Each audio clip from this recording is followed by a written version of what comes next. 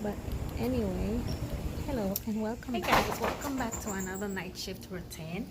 Today I'm actually gonna attempt to take you guys through another night shift routine. Hopefully I get to, show you the real L&D deal tonight.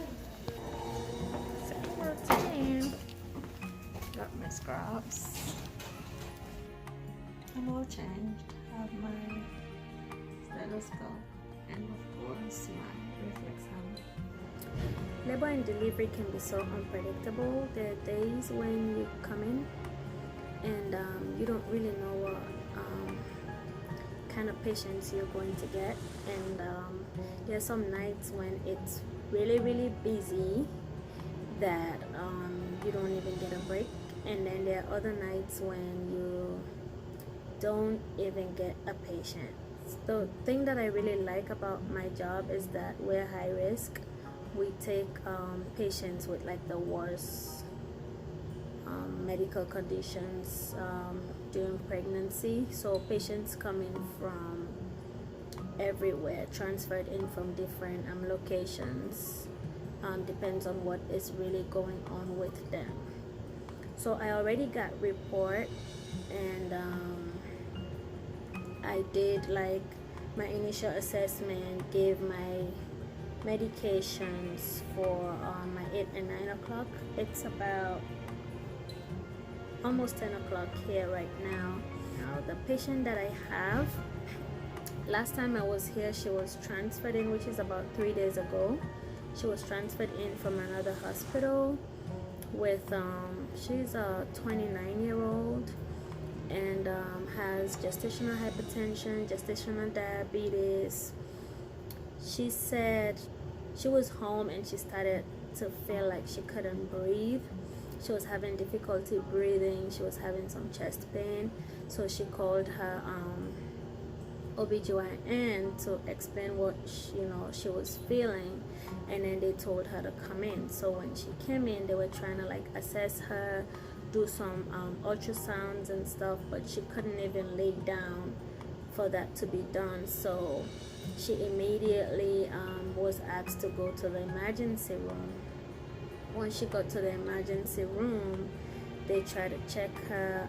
They just sent her to the OB floor, and in the emergency room I think they found out that she has cardiomyopathy, and she said her blood pressures were fine, but it's just mainly her heart rate was like elevated.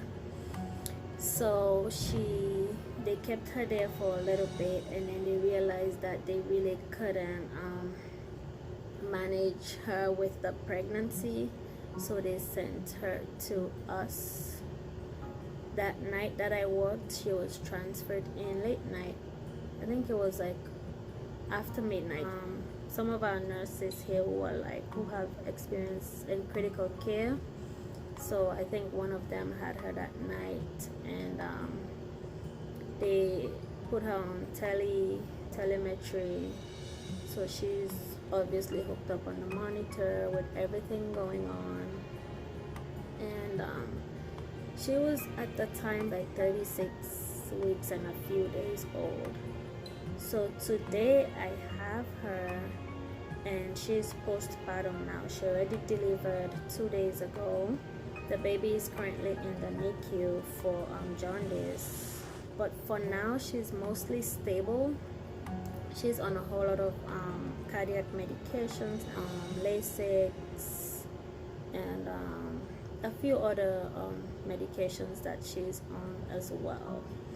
So right now she is just mainly on the labor floor, for continuous management, because with everything going on they cannot really send her to the postpartum floor, because if anything happens then she'll have to come right back to the labor floor. So I guess the doctors have just decided to keep her here and continue to monitor her and see what happens. Then they'll discuss discharge.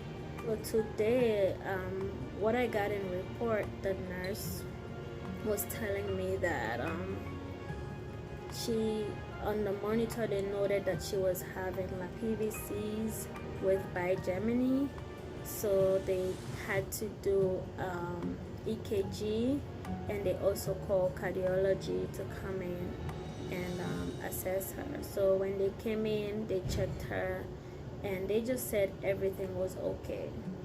So right now she's stable, she's on telemetry. We're just basically looking at the monitor, making sure we're having like normal sinus rhythm. And obviously if I note anything, you know, out of the ordinary, I'll just have to let the doctors know. She has a PICC line, which is where she's getting all her IV medications, and then she has a regular PIV, which I just flushed, but I didn't really use yet. But all her other medications were given through her PICC line. And she has a Foley catheter because she was getting magnesium. So right now she's still on strict INO, but the MAG is DC. She's not getting that anymore. So it's just basically because she's getting Lasix, we have to monitor her intake and her port. When I came in, she only had maybe about 20 something to 30 mLs of urine, but the nurse said prior to that she had a lot. And right after I gave her the Lasix, she was just I must have emptied her Foley bag maybe twice already. I'll have to go check it again to see what we have in the bag. But for now, I'm just going to be monitoring this patient for the rest of the night because she's going to be here all night. And I may have another patient. As of now, we have I think one laboring patient on the floor, which is she'll probably deliver in a few hours. And we have no patients in OB intake, and we have no other patients, so everybody's pretty much chilled right now. But like I said earlier, L&D is unpredictable, so you never know when patients will start coming in. One of the doctors was telling me earlier that we're expecting a patient to be transferred in from somewhere else, so we're still waiting for that patient. Sometimes in the middle of the night, or maybe patients just start coming in. We may have them come in complete, we may have them come in maybe antenatal, we have to monitor them, we may have them come in and labor them all night. So we have all types of patients with different conditions come in. But as of right now, I'm just relaxing a little bit, continue to monitor my patient, and then wait and see if I get another one. So if I get another patient, I'll definitely update you guys. I'm less busy. I'm just gonna go give you guys a quick tour of our operating room so you can see what our OR looks like. All right, and as you can see, I have my mesh hat over this one. I really didn't have to because I have a headgear, but just because it's the OR, I just want to. It's such a sterile environment that I always just like to, you know. So right here, anesthesia sets up. They give all the meds and everything during surgery. Patient is right there. Fixes for extra supplies. Our monitor and overhead lights. And that's the warmer for baby. Computer for charting. This is what we scan our labs. And fire safety is number 1 in the OR. So of course the fire extinguisher is right there. And these are just some trash cans and canisters, of course. I'm in the supply room. I'm gonna go do some labs. So I came to get some stuff. This is our main fixes with some supplies in there. Foley catheters, some pads, socks, as you can see, underwear, and these are some straight cap kits. Of course, we have all these. This is a Duotral. If you do pediatrics, you know this. But this is used when we do MAG. We kind of use this little chamber here to kind of, you know, monitor the amount of fluid you're given. This takes about 150 ml. And You can just let it run. Sometimes you can just leave it and refill it every 3 hours, because mostly mag goes like 50 ml per hour. Supplies. Look at all those chucks we have there. We use this a lot in labor and delivery, because as you know, we deal with a lot of blood fluid after the patient delivers. It's almost 2 o'clock, and I still don't have another patient. Anyway, it's still early for me to even be excited, but I'm kind of anyway, because when we get these days, we tend to enjoy them because we don't get them so often. Okay, that's why I'm getting excited. But my patient right now is doing good. I already sent my labs, and it was hard to get blood from her peak line, and day shift also struggled with that. They told me that in report actually, but I was just gonna try again because I didn't want to stick her. But I had no choice. I had to do that anyway, to send her labs. So once I did that, now she woke up and she was hungry. So I gave her some sandwiches that we already have made in the fridge, and some jello and some other, you know, snacks that if she wakes up later and wants to eat, she can. So she's doing that. One thing I forgot to mention earlier was that she's actually been monitored, being that she's on the tele monitor. She's been monitored on the telemetry floor, which is upstairs. So they're actually watching her I was gonna say strips not strips, but they're actually watching her monitor to make sure that everything is going okay. If they see something, you know, then they'll just call down here and let our OB know. But they haven't called yet, so I'm hoping everything has been okay, being that I'm not in the room the whole time. But when I get to go in and look at it, everything looks fine. It's just normal sinus reading for now. Hopefully it stays that way and nothing crazy happens and I don't have to do a bunch of stuff. But I'm keeping my fingers crossed. I am freezing. I'm actually gonna go get a jacket. Okay, there you go. Sometimes I can't remember some of these codes. It's like so many doors with all these different codes.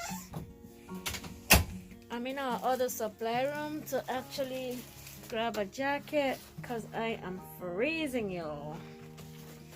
It's like super cold in there. Ooh.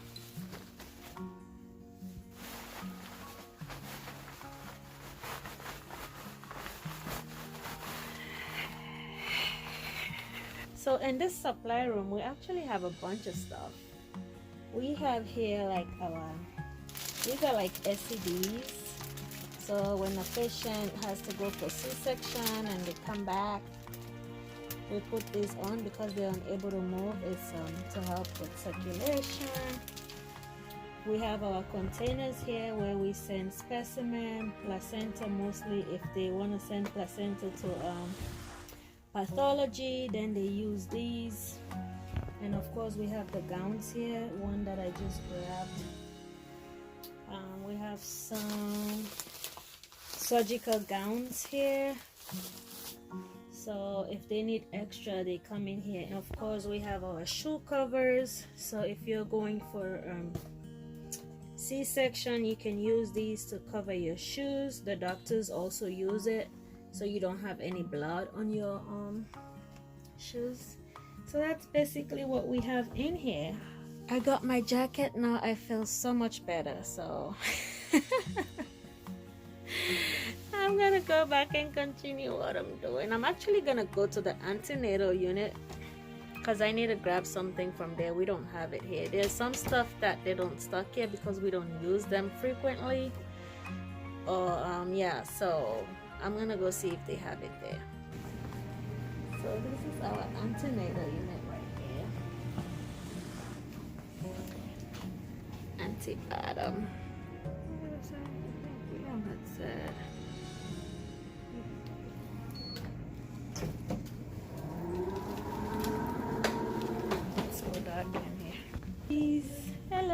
Hello. Hey there. How you doing?